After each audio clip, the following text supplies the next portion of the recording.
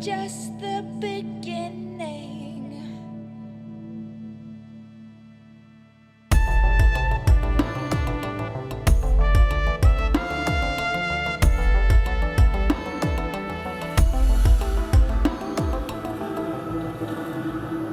The Angel and May Chronicles, Season 2, Episode 1, Honesty.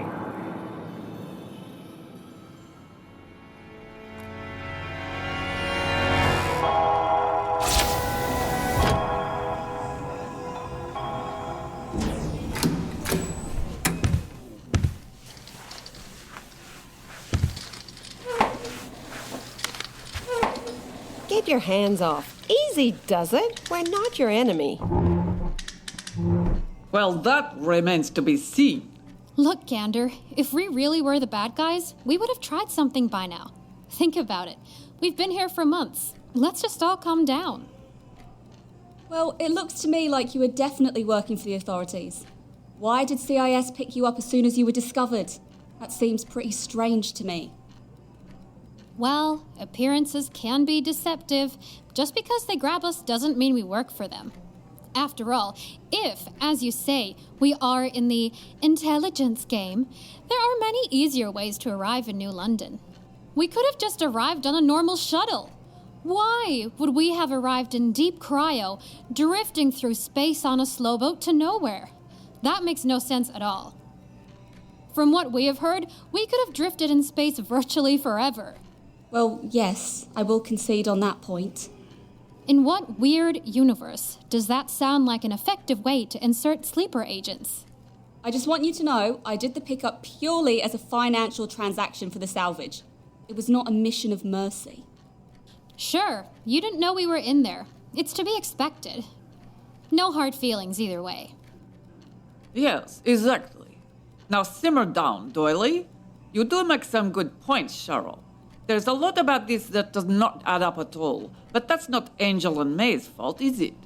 However, in the meantime, I have the biggest event of the year going on next door, and I have to get back to that.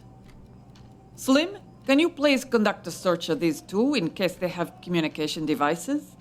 But I think we're safe to lock them in their apartment for tonight. Tomorrow's Christmas Day. We will hear the full story. It will be my Christmas present. No lies, no ifs and buts. Do I have to remind you that an airlock is a short walk away?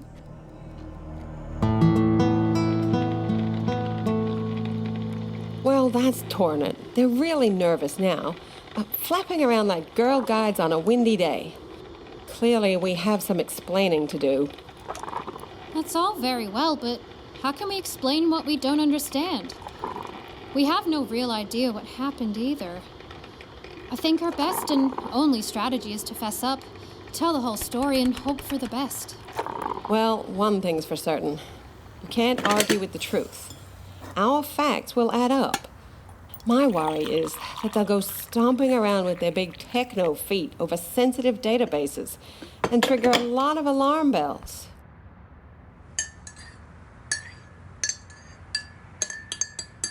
Ugh, darn it. I wanted to see the show. Now we won't get the chance.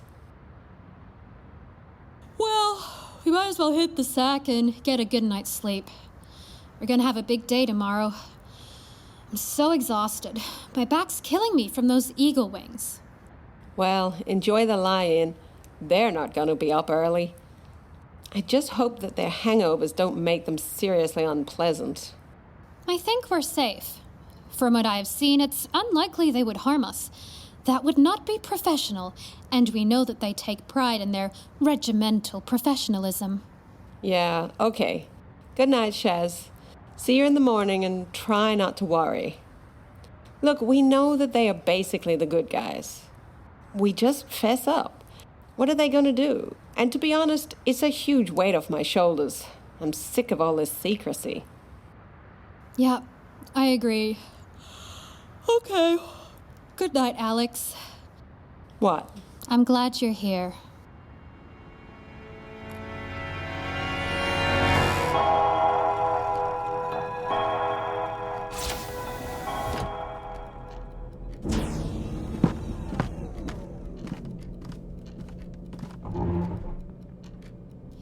Look, please don't arc up. Understand, we don't know all the facts either. Remember, we were unconscious in that ship for a long time. We told you all we know. There's no more. Oh, let me get this right. You both ran a small detective agency in LA, Earthside. You uncovered something which caused you to be in a firefight with the Russian mob. You managed to neutralize most of them, but a surprise encounter in the basement meant that you were both shot. You passed out, then found yourself in New London Medical. It's deaths. Just exactly how long were you in that ship? Well, as far as we can tell, it was for 52 years. I don't believe you. You can't be more than mid-20s in age. If what you say is true, you would be, let me see, 109 years old. You would be drooling Crohn's by now. Yes, well, I'm only 107, so I'm feeling quite young nowadays. Well, it's a hell of a long time. We have some anti-aging treatments, but they were only starting to come in the mid-60s. And then only for the very rich. I just can't square this with something that would have had to be done in the late 20s. That's a big difference in years and a significant technology gap. Where did this supposed protagonist get the technology from? Well, you're not going to like this, but the last memories we had before going sleepy-bys was of a painful and terminal end. Oh, and at the time, we were in our mid-50s, remember? So it's not just stopping aging, it's reversing it. As well as that, we have no wounds and no signs of any scars. It's as if it never happened. You remember being age 50, presumably on Earth. Some incident occurred, you blacked out, and the next thing you know, you're waking up in New London Central Hospital, age 20-something? Exactly. Yeah, that's about it. When we went to sleep, asteroid colonies were only a future dream. You know we wouldn't make this stuff up. It's just too crazy. Well, just arguing about it isn't going to achieve anything. The only thing we can do is some background checks. We need to think forensically. That gunfight sounds serious. It must have done remodelling to the building structure. We could trace building works to see if renovations were done to your old address post the gunfight. Well, I would be mighty cautious over that. Any obvious snooping around for data retrieval could just trigger bad stuff. Think about it very carefully. Imagine the resources that would have had to be used and what it would take to stick 2 sleeping bodies in cryogenic preservation. An expensive process in itself, with very expensive atomic generators for 50-odd years, and then effectively throw away a whole spaceship, even if it was a junker. And to what end? It only makes sense if they intended for us to be retrieved at some stage. That takes some serious cash and long-term thinking. That can only mean we are dealing with one of the Combines, big corporate, big bucks. I don't think you will want them crashing your party up here just to grab Shaz and myself. All sorts of other crap could come flying up in the backwash. We will have to tread very carefully. We need to enact multiple data cutouts. Treat this like a full military op. Sharrow has provided a lot of detailed incidental information to us on a data device. Things such as company account numbers and bank records for the original Angel and May agency. A call on company's house is unlikely to raise much of an eyeball. There are millions of queries every day, but we will use proxies even for routine inquiries. However, I will get Sergeant Chen and Private Zed to run a good number of security protocols. That way it will look like inquiries are coming from Luna Selene 1. Psst. Cheryl, data Weist? I didn't know you had one of those newfangled implant thingies. When did you do that? You know they give me the creeps. Yes, well, I realized that if I was to function in any way in this society and to set up the agency, I would have to have some very basic neural mnemonics. Actually, they're mega expensive, so this is a very basic setup. You're gonna have to get them eventually. You know that, don't you? Oh, they creep me out. I thought you would have told me. Yes, well, as you say, I know how you feel. I didn't want to make you grumpy. So how do you data Weiss? It's data Vise. It's that little green icon on the right-hand side. Think of the file name, then move the cursor to the icon and think of the person's face, and then sub-vocalize send, and it sends straight to them. It's weird at first, but like everything, you get used to it.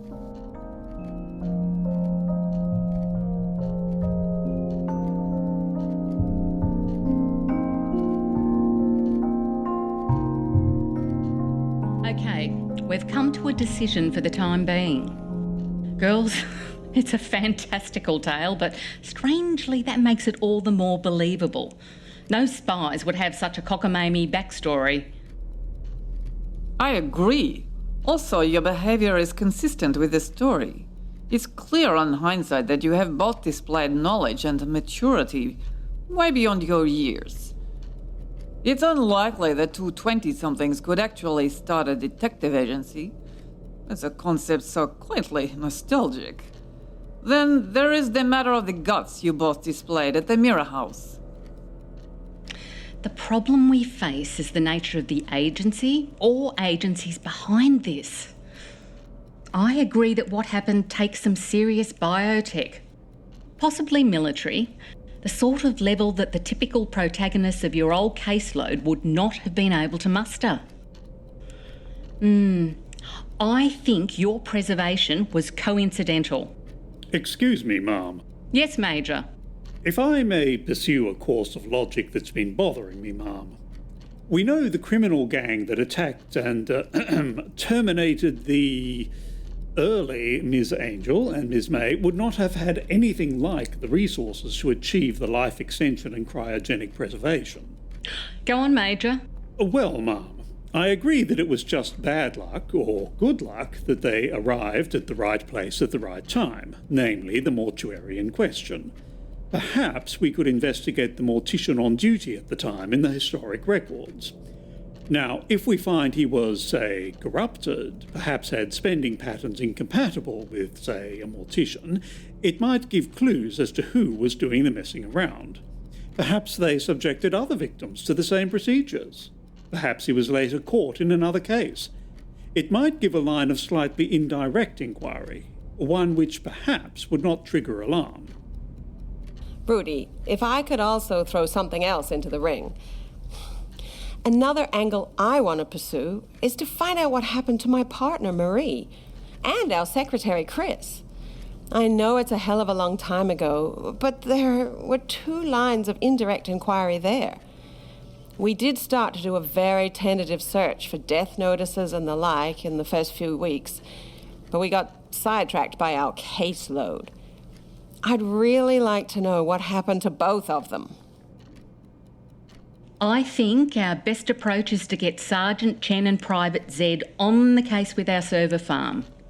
The AIs can do a lot of the donkey work and speed up cross-correlation of the data. Remember, we are trying to access servers on Earth. It's a long way away and we have light speed delays to deal with.